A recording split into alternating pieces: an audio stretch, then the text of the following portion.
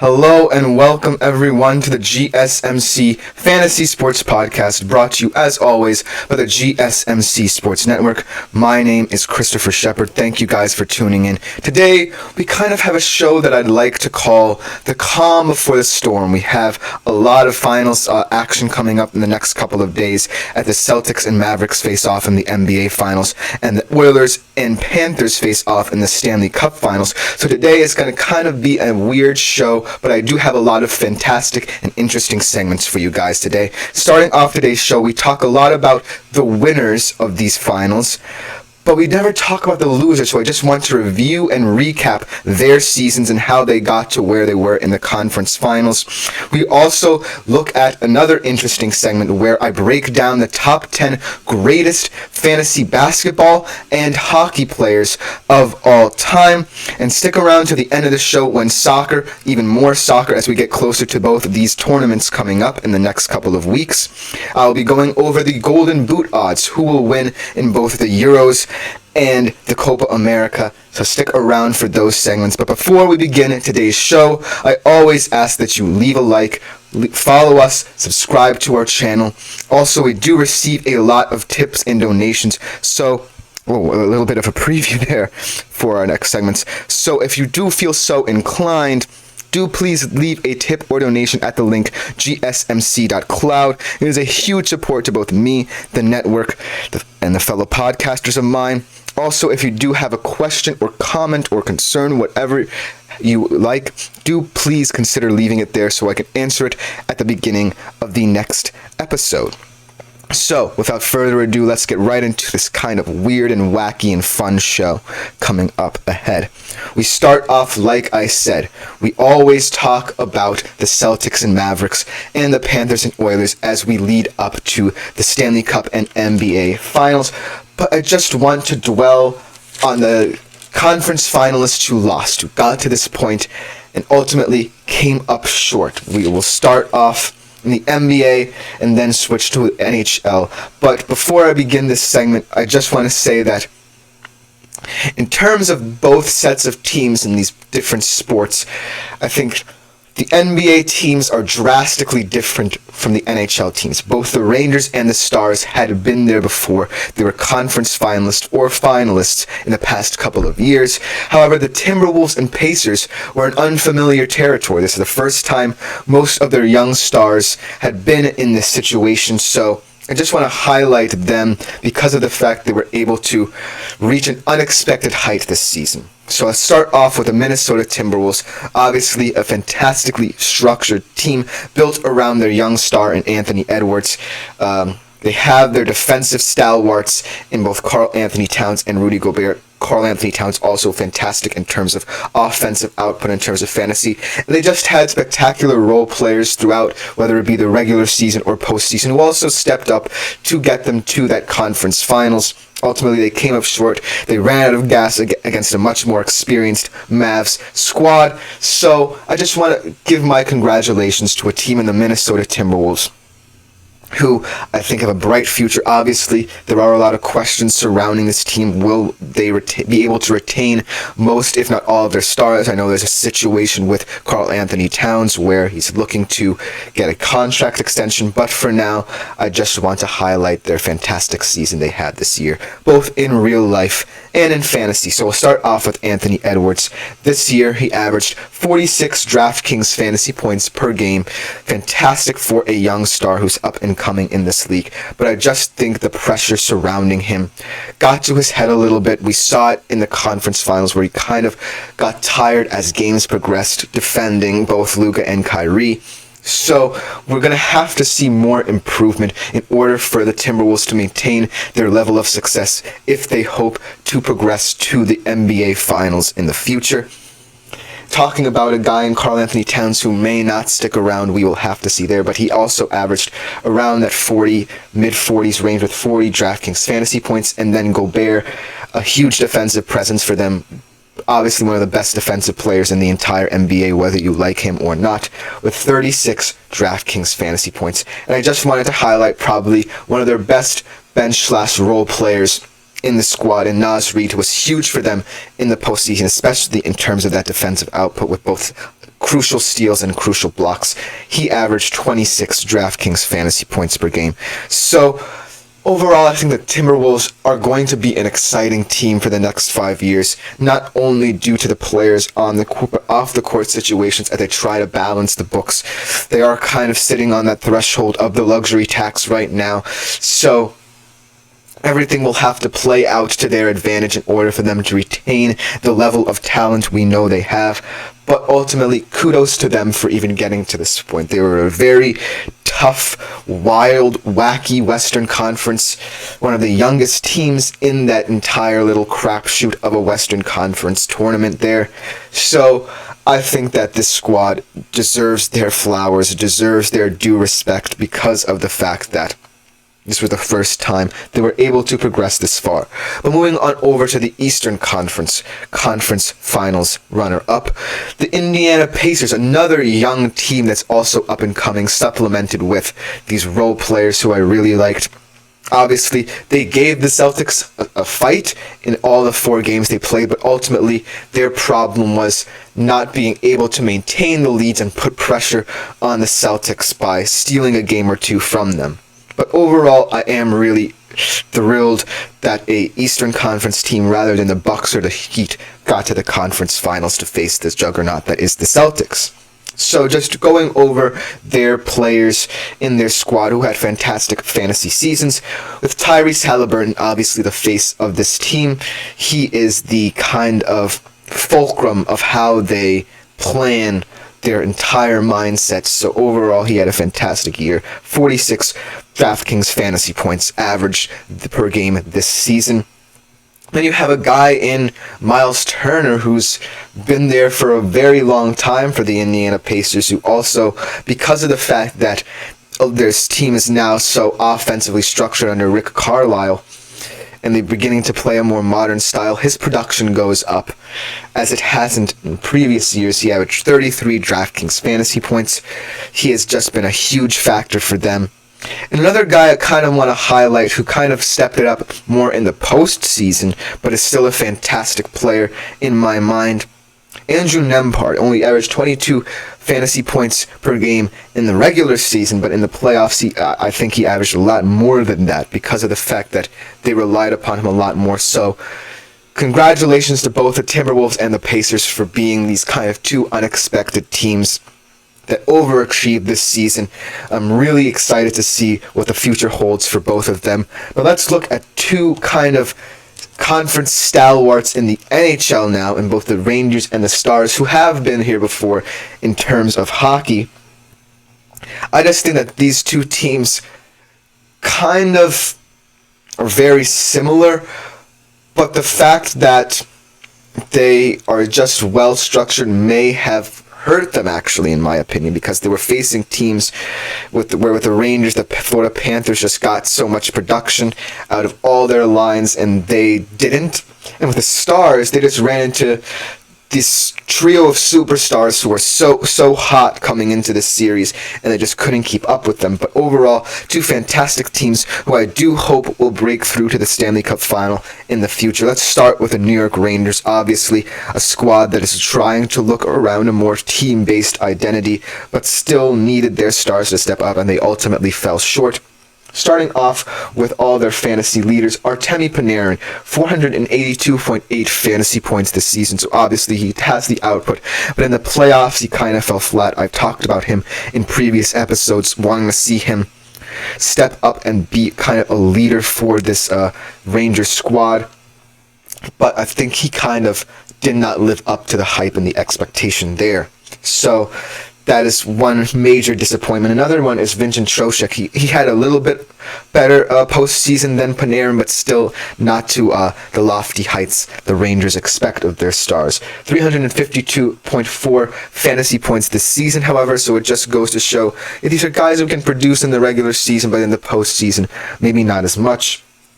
Chris Kreider as well, 351.5 fantasy points. He also had a fantastic postseason, mainly in their conference semifinals against the Canes.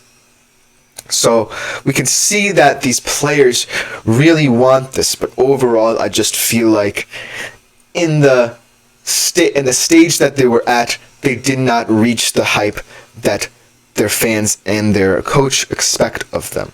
Moving on to the Dallas Stars. This is just a team that came up against, like I said, a juggernaut in the Edmonton Oilers, who fantastically progressed and ultimately became this team that no one wanted to face, much less the Stars. Obviously, the Stars seem to be the team best equipped to handle the Oilers of the postseason, but they ultimately fell short because of the Oilers' offensive and defensive prowess.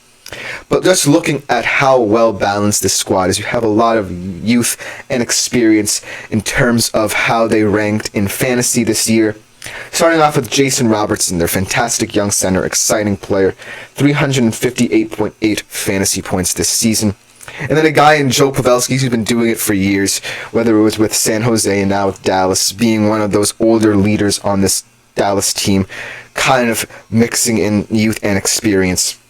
315.5 fantasy points for Mr. Joe Pavelski. And Wyatt Johnston, another young player who kind of stepped up in the postseason with 311.5 fantasy points in the regular season. I'm truly excited to see how he develops for a Dallas squad trying to break through. And then last but not least, kind of a sadder story because of the fact that maybe had he been healthy the entire Oilers series, the Dallas Stars would be the Stanley Cup finalist representative from the Western Conference, and I will be talking about the Edmonton Oilers for this segment.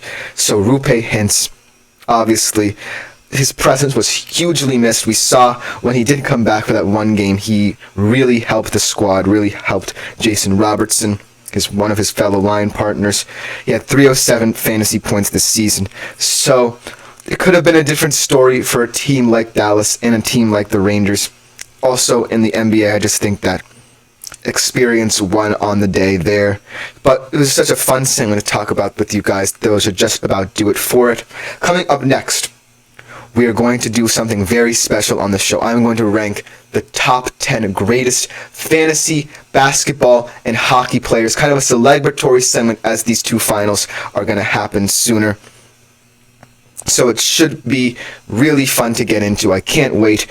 We will be right back with those segments. I feel like I'm losing my mind. Is everybody in the world blind? Please, Lord, give me a sign, a sign. I feel like I'm losing my mind. Is everybody in the world blind? Please, Lord, give me a sign, a sign. I wanna be the greatest. Everybody on the fake shit. I look around and feel like everybody is the fakest. I make this every day and I'm impatient, hoping one day I blow up from the basement. Statement, the top is so vacant. I don't hear shit that I think is amazing. Waiting for my day when I'm playing sold out shows for 1,000 faces. Hey, give me that crown, get in my way and to be put down. It ain't your place, all this my town. If I want that shit, then I'll get it right now. I'm losing it, the noose it fits. I'm losing shit, a stupid myth. You choose to live or choose to dip. You choose to fight or lose your grip and lose a gift. I feel like I'm losing my mind. Is everybody in the world blind? Please, Lord, give me a sign, a sign. I feel like I'm losing my mind. Is everybody...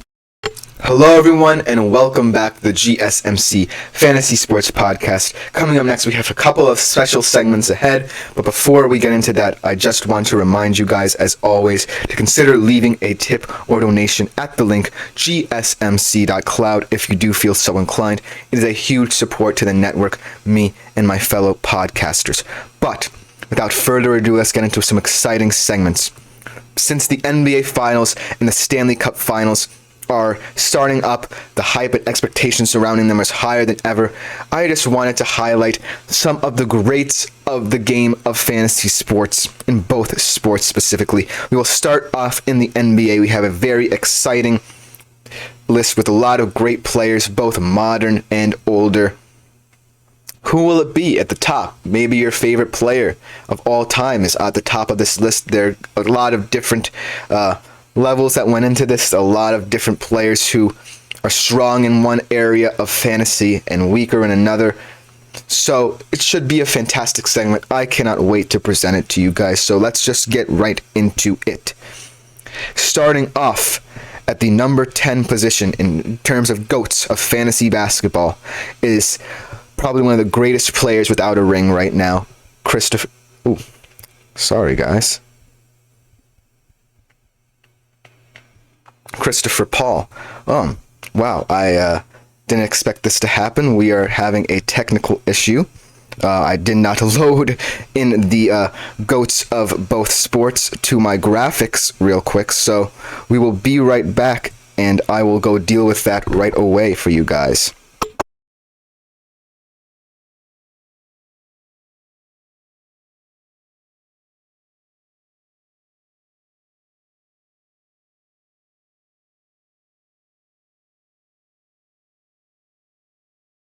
Well guys, unfortunately I won't be able to present you my graphics that I made for this segment, so we'll just go into it raw and I'll present it to you that way.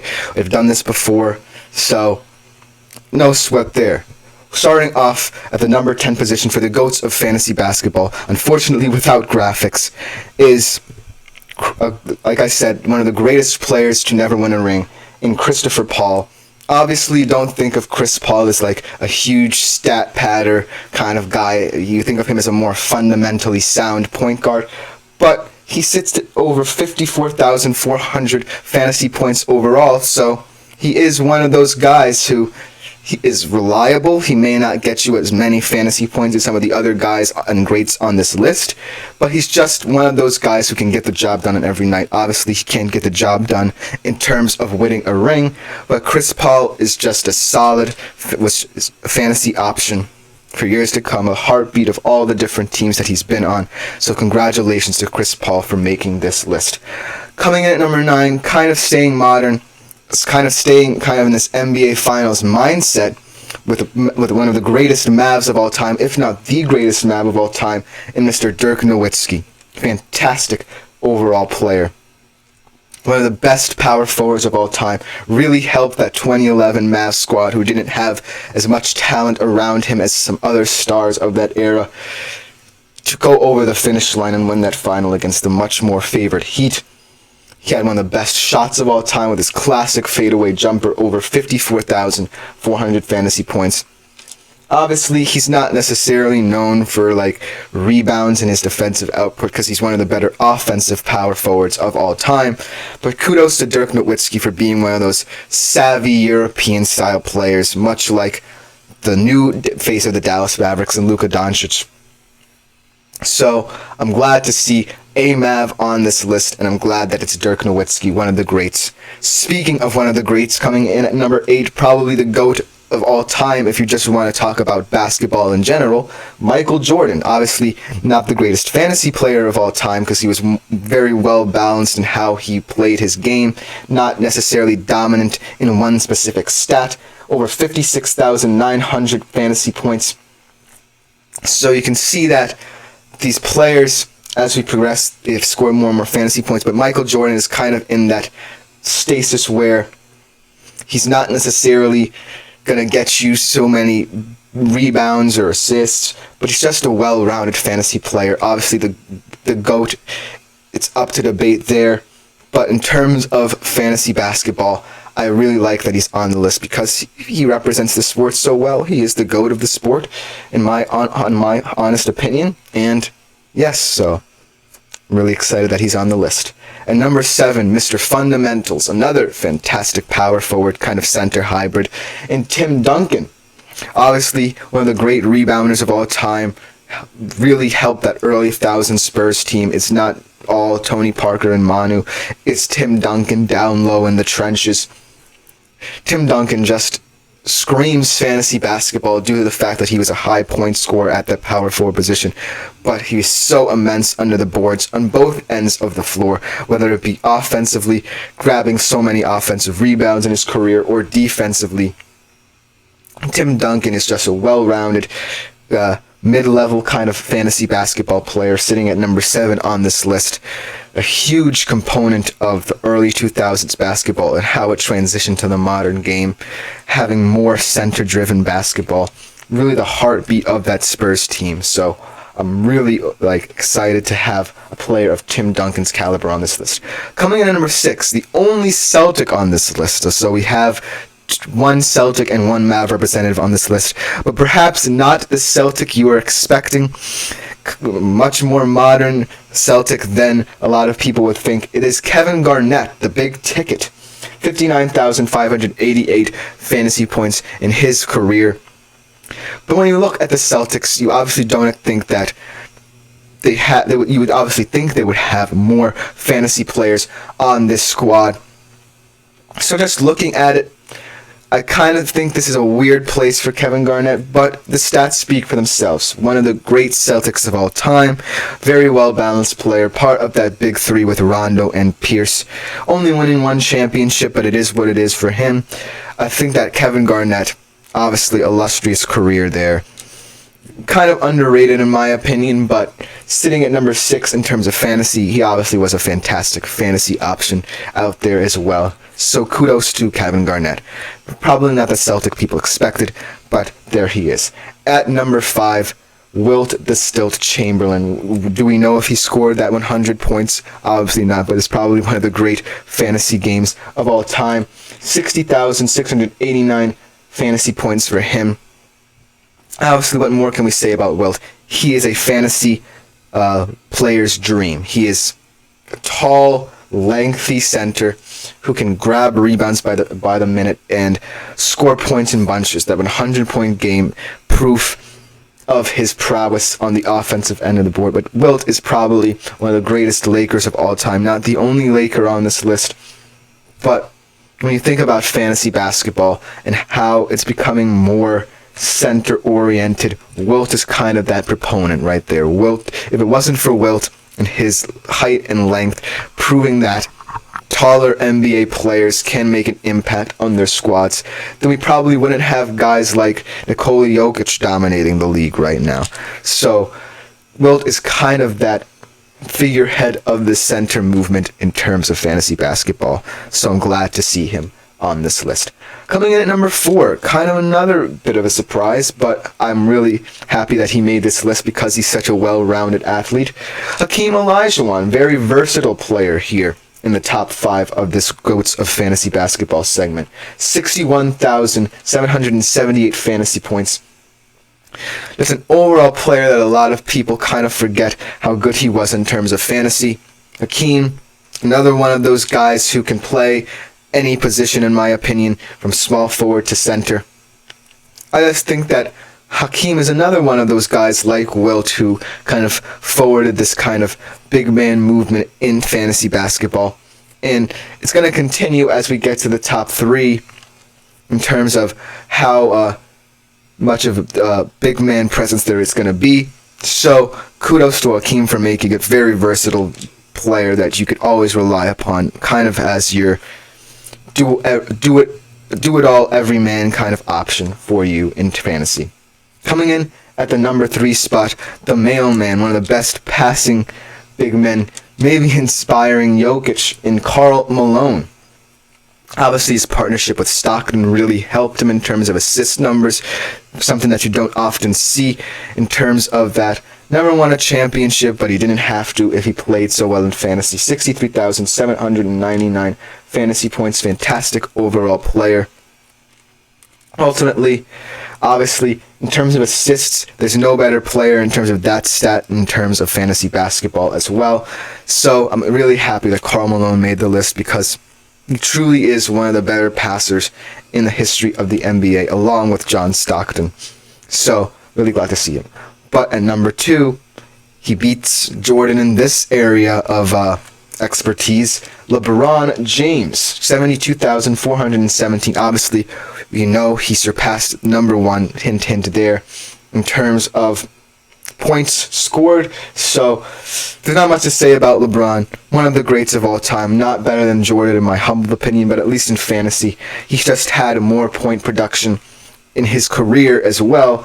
So seeing LeBron here is no surprise, but the number 1 player, the man he beat to reach that point scorer number 1 position in terms of fantasy, Kareem blows him out of the water in terms of fantasy points all time. 80,265. Just goes to show how fantastic of a player Kareem was in those kind of mid-70s, late 80s Lakers squads. Obviously one of the greatest shot creators of all time with his little sky hook, inspiring so many players who have become fantasy stars in these past years. Kareem sitting at the number one position is no surprise to me. He deserves it. He's such a creative, fantastic center. And while it's kind of shocking to say that a center is the number one overall GOAT of fantasy basketball, it really isn't. I'm really happy that centers get more attention because they really are the fantasy stars for you on every given night. They get you all these different stats, obviously not in points, but in terms of rebounds, steals, blocks. They are huge assets for you, so I'm glad to see Kareem sitting number one overall on this list. But that should just about do it for this segment. Sorry that we couldn't get the graphics for it, but coming up next, we do have the GOATs of fantasy hockey. Let's see who's number one there. Again, I apologize for that little issue, but we will be right back for the GOATs of fantasy hockey on the GSMC Fantasy Sports Podcast. Looking for your daily fix of sports talk without having to pay for it?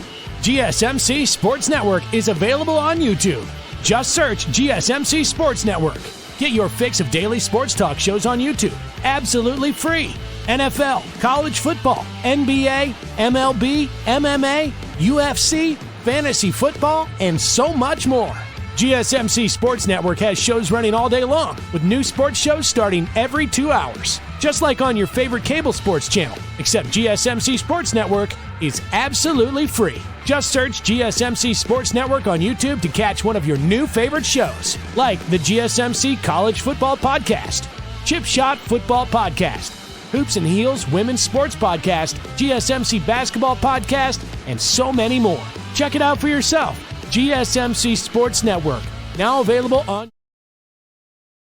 Hello and welcome back everyone to the GSMC Fantasy Sports Podcast. We continue with this great kind of top 10 list of fantasy sports with fantasy hockey. Obviously the Stanley Cup Final is coming up on Saturday as the Panthers face off against the Oilers.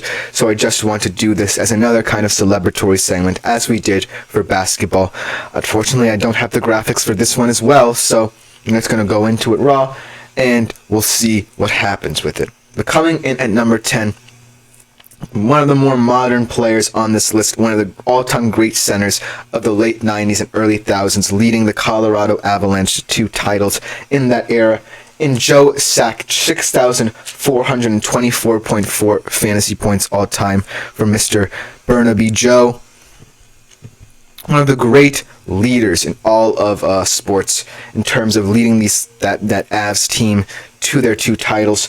One of the only players to ever win the Stanley Cup as both a player and GM, as the Avs won it 2 years ago. So overall, just a fantastic player, one of the most feared wrist shots of all time. Just a great leader and one of the great fantasy players of all time in terms of fantasy hockey. Congratulations to Joe Sakic, one of the legends of the game in terms of late 90s, early 2000s kind of era of hockey as it transitioned to the modern game we know today. But coming in at number 9, a much more crafty player, one of the great minds in all of hockey, in Phil Esposito. Fantastic player wherever he went. 2 cups with Boston, although he played in so many different areas, so many different cities. He's seen the league, he's been around the league, also fantastic coach, incredible athlete. 6,563 fantasy points for Phil Esposito. I think he's one of the cream of the crop in terms of fantasy hockey, in terms of hockey as a whole. One of the great leaders of the sport as well, whether it be on the ice or coaching. And I'm really happy to see him on this list.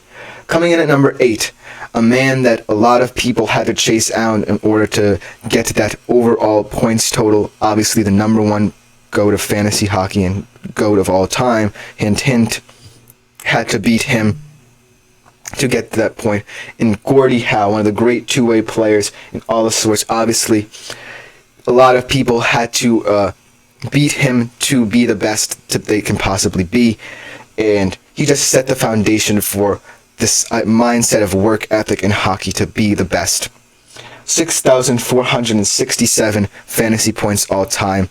Obviously, four-time champion and with the Detroit Red Wings, one of the great captains in the sport as well. Seeing the fact that he's had to set the bar high in order for others to leap over it, Gordie Howe, seeing him on this list makes me so happy, because he's one of the players who really set the foundation for the greats we know and love today. Coming in at number 7, another Detroit Red Wing, and another fantastic two-way player, and another fantastic player who transitioned to a general manager role, kind of coaching role, in Steve Yzerman. 6,718.2 fantasy points all time. Only 3 Stanley Cups with the Detroit Red Wings. Fantastic two-way athlete, like I said. Obviously, coming into the GM role with the Detroit Red Wings, I'm really excited and hopeful to see what he does with the Red Wings, because as they transition to a team that wants to get younger, I'm really happy for him that he is the GM leading them into that. He's one of the greats, along with Gordie Howe, of the Detroit Red Wings. Another player who inspires a lot of modern-day players, so I'm really excited to see him on the list. But coming in at number 6, one of the greats of all time, a great Boston Bruin, one of the best Boston Bruins ever, in Ray Bourque, 6,819.5 fantasy points. He is such a fantastic player. He never really won the cup with Boston. Actually, he won the title with the Avs later in his career, a part of the Joe Sakic era with the Avs, very late on in his career. But as a Boston Bruin, never really able to cross that line, had to go to the Avs to do it. He wasn't at his best. But when with Boston, he truly shined. One of the leading point scorers of all time for Boston. So I'm really happy to see Ray Bourque on this list. One of the top scoring defensemen on this list as well. One of the only defensemen, if not the only defenseman on this list. So congratulations to Ray Bourque. Coming in at number 5, one of my favorite players of all time. Another great two-way player. Stalwart of this kind of 80s, 90s, 1000s movement. Mark Messier. Such a good player. Whether it be with Edmonton, whether it be with the New York Rangers, where he won a couple of titles. He had 5 with Edmonton, obviously, kind of later on in Gretzky's career, hint there. He won a lot with him. He won one with the New York Rangers in the late 90s. But when I think of Mark Messier, I think of a player who gives his all. 6,820 fantasy points, a testament to the grit and physicality that Mark Messier always played with. He won a couple of trophies. He won a lot of MVP awards, a lot of NHL first team awards. So congratulations to Mark Messier. Coming in at number 4, I never really heard of this guy before, but he is a great of the game. One of the greatest to never win a title. Marcel Dionne, a lot of years with the Kings, a lot of years with the Rangers, 7,026.5 fantasy points overall. He never won a Stanley Cup, but an interesting fact about him, he is one of the highest point scorer to never win a Stanley Cup. Unfortunately, that is the only plaudit I can really say about him. But when I think of Marcel Dionne, I think of another two-way guy. A lot of these guys are two-way athletes because of the fact that in terms of fantasy hockey, and if you're an offensive-minded player, you really have to prove that you can be defensive player, as fantasy leagues in hockey change to include stats like hits, stats like penalty minutes. You really have to be very versatile, and so Marcel Dionne, really, and all of these players on this list outside of Ray Bourque, who is a defenseman himself, really had to prove their versatility there. So seeing Marcel Dionne on this list might be a bit of a surprise to some, definitely a surprise to me, as I really was not familiar with him, but congratulations to him. The only player on this list to have never won a Stanley Cup, unfortunately, but he still is the highest point scorer to never win it, so that is a great consolation prize, if I do say so myself. Coming in at number 3, the modern man, the ageless wonder, finally winning his Stanley Cup a couple of years ago, Alex Ovechkin, one of the most loyal players in all of sports, staying with the Washington Capitals to finally reach the mountaintop and win that Stanley Cup in 2021. What more can we say about Alex Ovechkin? Plays for the team, such a fantastic leader, has been there so many years, has seen the ups and downs, the roller coaster ride the Washington Capitals have been on. Just fantastic two-way player as well. So versatile. Fantastic shot as well. I'm really happy that Alex Ovechkin made this list and finally got his due respect with that Stanley Cup, becoming one of the all-time greats, but not as great as number 2 and 1 on this list. Number 2 on this list, another guy who has been around the league and not with the same team, but just go to show that he can go anywhere and produce. Jaromir Jagr, a player I saw live, and the reason that I love this guy is because on any given night, he can give you that offensive production, also that grit. The one time I did see him, he had a classic Jaromir Jagr game with a hat trick and a hat trick of fights as well. So just goes to show that Jaromir Jagr will do anything to get you fantasy points. 7,562 in his career, but he does not reach the lofty standards of the great of all time, the GOAT of fantasy hockey as well, in Wayne the Great Gretzky. Obviously, we talked about Gordie Howe setting that standard for a player of Wayne Gretzky's caliber to break. One of the great point scorers of all time, the greatest point scorer of all time. In terms of fantasy, he wipes everyone away with 9,376. And seeing as to how the Oilers are in the Stanley Cup final, what a better way to end it off with the greatest player in their history and in the greatest player in all of hockey history with Wayne Gretzky. Congratulations, Wayne. You truly deserve it. You are the leader that all these greats of fantasy hockey look up to. A lot of modern players, obviously. We'll see if your heir apparent in Connor McDavid can get across the hump and win a Stanley Cup championship. But for now, Wayne, you are the GOAT. That will just about do it for this segment of today's show. Coming up next, more and more soccer gets integrated into this show. We are going to be looking at the odds for both the Golden Boot races in the Euros and in Copa America. It should be a very exciting segment. I'm really excited to talk more about soccer on this podcast. We'll be right back to discuss the Golden Boot races.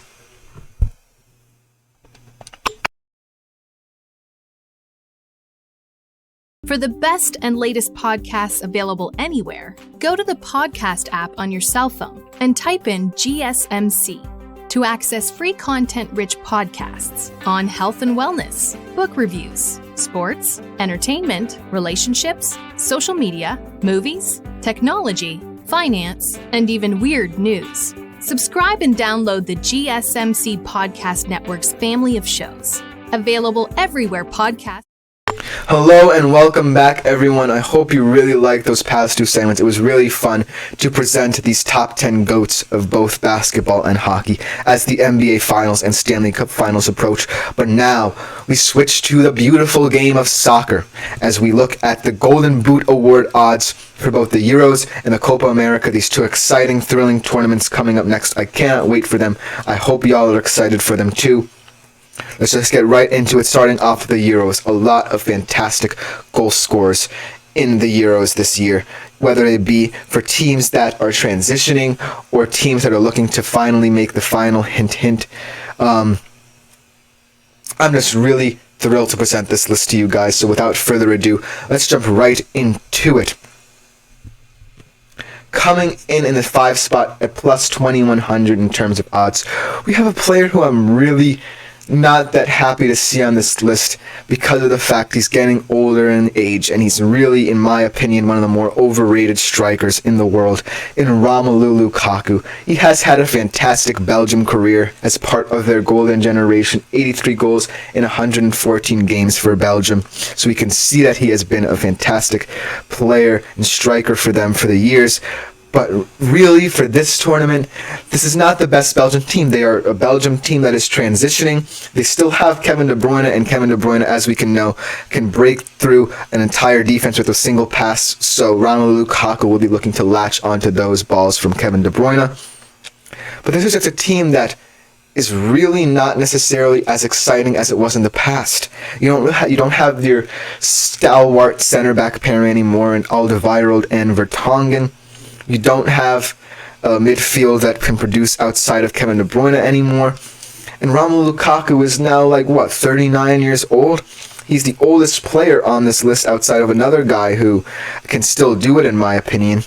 But overall, I'm really not that happy that he's on this that he's this high on this list.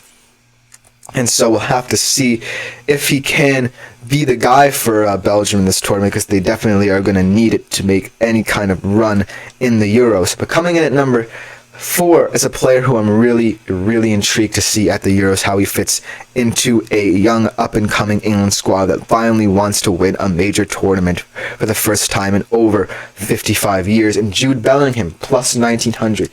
What a fantastic domestic campaign for him at Real Madrid, his first year there. 23 goals in 42 games with Real Madrid for a midfield talent is pretty impressive, if you ask me. But coming into this England squad, it's really kind of very competitive in that midfield. Obviously, you have guys like Declan Rice. You have a guy in Phil Foden who can drop into the midfield as well. Let's see if Kobbie Mainoo gets any kind of minutes, as he's kind of ascending to that role for England. And then a guy in Cole Palmer who can also drop more centrally and create. So Jude Bellingham has a lot of competition and goals. Maybe they'll become hard to come by for him in this tournament, but I'm really intrigued to see him this high on this list. I really think he can have a good one. In terms of goal scoring, maybe not, but I think that his creativity will shine through for this England squad, and I think that England will make it very far in this tournament because of his talent. Coming in at number 3, another older guy, but I think this is a kind of a guy who can still do it because he's one of the all-time leading international goal scorers in Cristiano Ronaldo. He's also the all-time leading scorer at the European Championships with 14 goals, so it's no surprise there that at plus 1600 he is number 3 on this list. I just think that Cristiano Ronaldo, unlike Romelu Lukaku, has a team around him who is so technically gifted, and especially gifted at progressing the ball up the pitch to players like him. He has a guy in Bruno Fernandes he really has built a very strong connection and partnership with, and a guy in Bernardo Silva who I'm really excited to see at this Euros, as he's one of the most technically gifted players in the world. So, unlike a guy who's older in Romelu Lukaku, who doesn't necessarily have a player outside of Kevin De Bruyne who can deliver him the ball, Cristiano Ronaldo definitely does. And so, I'm expecting to score goals in bunches in this tournament. As for how Portugal is looking in this tournament, I think that they are one of the dark horses in this tournament. I'm really excited to see what they do. I think they can at least make the quarterfinal, if not the semifinal of this tournament. So look out for Ronaldo and Portugal to make some noise and make some waves in this competition. Coming in at number 1 and 2, I'm going to kind of conclude both of these guys because they are really the kind of the leaders of this Golden Boot race in my mind. Both Harry Kane at plus 550 and Kylian Mbappe at plus 470. Obviously, Harry Kane never won a trophy, but he has so many Golden Boot awards. He just scores goals in bunches. 62 and 89, all-time leading scorer for England. Obviously, he does want that trophy, but in my mind, the Golden Boot award is more of a safe bet for England. I do think that England can get to the final because of their talent, but we'll have to see. Harry Kane will have to be a huge part of that. Obviously, he'll take all the penalties for England, so he is one of a safer bet. But overall, Harry Kane being kind of in the top tier of this list does not surprise me at all. He is the best striker in the world right now. But he is up against a guy in terms of betting odds in Kylian Mbappe, who is also looking to be one of France's leading scorers right now. Obviously, they are transitioning away from a guy in Olivier Giroud, who has been one of their preeminent goal scorers over the past couple of decades. And now, Kylian Mbappe may assume the mantle as France's leading scorer in this tournament. Obviously, France is looking to get back to the final. They kind of disappointed in the past couple Euros. But overall, Kylian Mbappe sitting at number 1 in terms of betting odds for this tournament is no surprise to me. Kylian Mbappe, 46 goals in 77 games for France, and a France team that is rife with talent. Expect Kylian Mbappe to get a lot of service. I think he's going to take a lot of penalties as well. He might be their top penalty scorer. I'm going to have to see if Antoine Griezmann is going to take a lot of penalties as he did in the past couple of tournaments, but Kylian Mbappe, in my mind's eye, will be the leading scorer in that France team and the reason why France will make a deep run in this tournament. Looking at kind of dark horse betting favorites for this upcoming Euros tournament in terms of Golden Boot odds. I don't have the odds in front of me, but these are guys who I think, if you want to be kind of risky in terms of your betting on this tournament, these are guys who I really think can make an impact.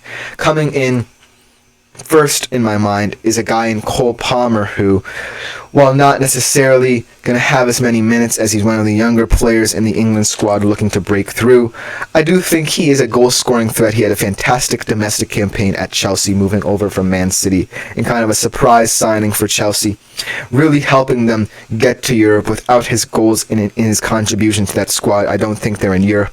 So we'll have to see how he gets integrated into an England squad with so much talent, but I'm really excited to see Cole Palmer is kind of a sleeper pick for that Golden Boot award if he gets the minutes that Gareth Southgate distributes to the squad. Another player who I'm really excited to see for England, and really will be kind of in that starting role, Phil Foden. I think that Phil Foden had one of his best campaigns ever in a Man City jersey domestically. Obviously one of their top goal scorers in a team that includes Erling Haaland, one of the best strikers in the world. So Phil Foden, moving into that England squad mindset, obviously has the ability to cut and shoot, has the ability to do that distribution of give-and-go football that I think England needs to play if they play Gareth Southgate's system.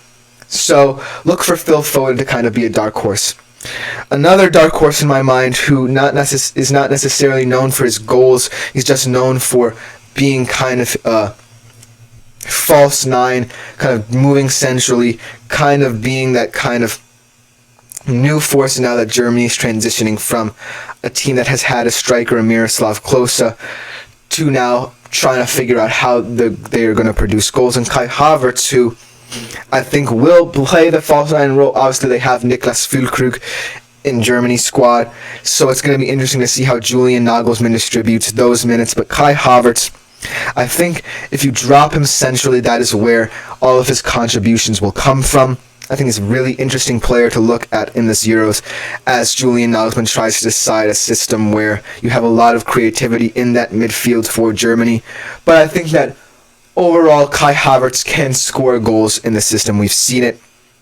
We can see what he does. We can see the talent. We can see the untapped potential. It's just a matter of unlocking it. So I think that Kai Havertz is my dark horse pick to win the Golden Boot in this Euros if Germany progresses in this tournament.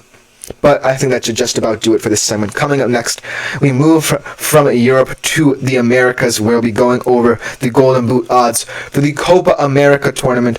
A lot of exciting players there, a lot of interesting talent on this list. You don't want to miss it. We will be right back to conclude the show with that segment.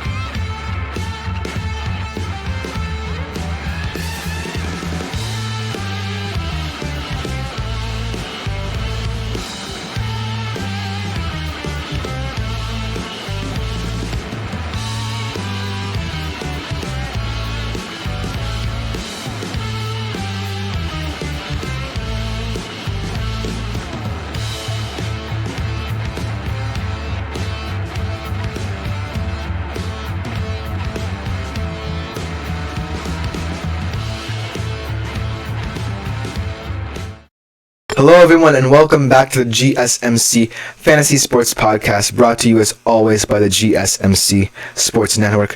For our final segment of today's show, like I said before the break, we are moving from the Euros to the Copa America tournament taking place right here in the US of A. Should be a fantastic tournament, but we are going to be looking like we did with the Euros. We're going to be looking at the Golden Boot candidates and betting favorites for the Copa America coming up in a couple of weeks. So without further ado, let's get into the final segment of today's show. Coming in at the number 5 position is a player who I really think that is benefiting from that front line that he is in Brazil, Rodrigo at plus 800. Obviously, not the best domestic campaign for Rodrigo, as he only scored 10 goals in 34 games for Real Madrid. Kind of disappointing in the Champions League final as well. But in this Brazilian squad, I think he's one of the dominant players. He obviously is in a front line that allows him to get that level of production needed in a Golden Boot winner. So we'll have to see how he develops there. But overall, at number 5, I kind of think it might be a little bit too high. There are guys below him, like Luis Diaz, who I'm really excited to see. Obviously won the Golden Boot in a tie with the top guy in this list. Hint, hint there. So Rodrigo at number 5 is kind of weird to me because of the fact this was not his best domestic season. We'll have to see how it translates internationally. I do think this Brazilian squad can really help elevate his game. But I think that Rodrigo, for now, I'm kind of going to fade. Another guy who I think I'm going to fade at number 4 is Darwin Nunez at plus 600. In a Uruguay squad who I can no longer rely upon as much as when Luis Suarez and Edinson Cavani were there. Now Darwin Nunez, a player who really hasn't had as much domestic success as people thought of him. Moving from Benfica to Liverpool, it just hasn't really developed for him. I think that right now, Darwin Nunez is in that period of his career where he really needs to elevate his game before he falls to the wayside like a Liverpool striker of the past, like Fernando Torres or so. But in Uruguay's system, I definitely feel like he can be a reliable source. It's just that I don't necessarily trust him to score as many goals as people think in this tournament, because of the fact that Uruguay doesn't necessarily have the players to help Darwin Nunez's game elevate. So at number 4, I think I'm going to fade him at plus 600. I don't really see him as an attractive betting odd favorite there. But coming in at number 3, I definitely see this guy really making an impact at Copa America in terms of goal scoring ability. Julian Alvarez at plus 550 had a fantastic 22 World Cup in an Argentina squad made to spread the love around in terms of goal scoring production. I think in a squad where you have so many different creative, flourish players that can help players score goals, really unselfish team play is what got them to that 22 title. So look for Julian Alvarez to be one of those players at the Copa America who scores goals in bunches. Obviously, I think he's underutilized at Manchester City, and I think that will kind of show in the first couple of games of this tournament as he tries to settle into that Argentinian squad. But at the end of this Copa America tournament, when I fully expect Argentina to at least make the final, expect Julian Alvarez to be high up on this thing. So I think I'm going to buy into this kind of betting odds favorite for Julian Alvarez. Coming in at number 2, another guy who I think is going to be the better guy in this Brazilian squad lineup, Vini Jr.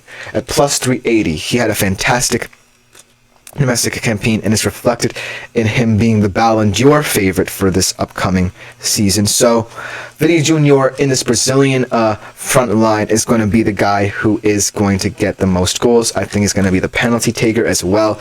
So look for him to score goals in bunches. I think that he will be the star of the Copa America tournament as he is preparing to win the Ballon d'Or. So yes, I think at number 2 he is a very high value pick and one of the safer bets, but not as safe a bet as the number 1 overall player on this list in Leo Messi. Leo Messi obviously is good as gold in terms of these Golden Boot awards. He won the last Golden Boot award at Copa America the last time around in a plus 330. He's a fantastically safe bet to win this award in an Argentina system that I really think will be one of the most fun teams to watch in this tournament. We saw what they did at 22 World Cup, where they didn't necessarily rely on Leo Messi as much as they did in the past. That could hurt him, but I still think in this system is Messi, and I think that he will be the focus of this entire squad.